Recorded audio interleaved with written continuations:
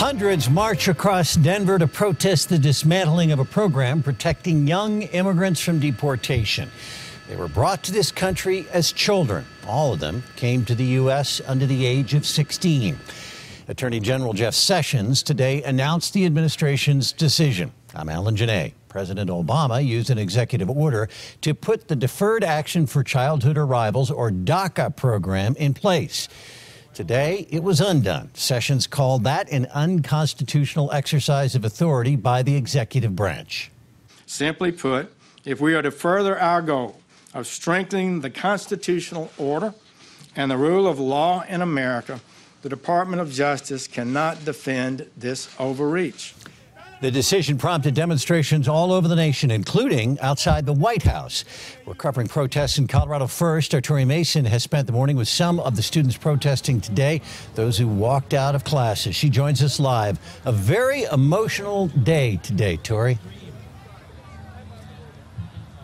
Yes, it is, Alan. I've spoken with so many of these people behind me. They're supporters of DACA, recipients of DACA, friends and family of people who are here because of DACA. And for so many of them, life is going to change. Immigrants are here to stay. No justice, no peace.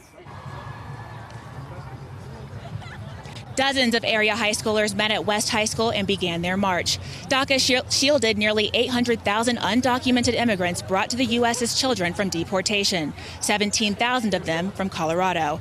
Effective today, any new applications for DACA will not be processed, but permits will be renewed for anyone whose status expires in the next 6 months. That's the window of opportunity President Trump gave Congress to address the issue before DACA is terminated and protected immigrants lose their ability to live without fear in the U.S. But for so many, that fear has already set in. I started crying because I don't think it's fair that people think that DACA is something wrong when it's not, because like as my poster says, DACA is working and it is supporting thousands of people, so I don't think it's fair that they're taking that away from everyone. This is the only country that they know, so I think that, you know, as long as they're good and as long as they study, they work, they pay their taxes, I think they should have a chance to stay in this country.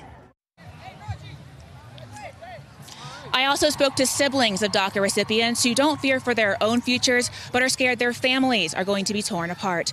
The Department of Homeland Security says that former DACA recipients won't be specifically targeted. However, if they encounter an ICE agent, they could be arrested and deported. Reporting live in Denver, Tori Mason, covering Colorado First. Tori, thank you very much. President Trump wanted this 6-month delay to give Congress a chance to actually take its own action, to create its own program. That's something Congress was not able to agree on under President Obama.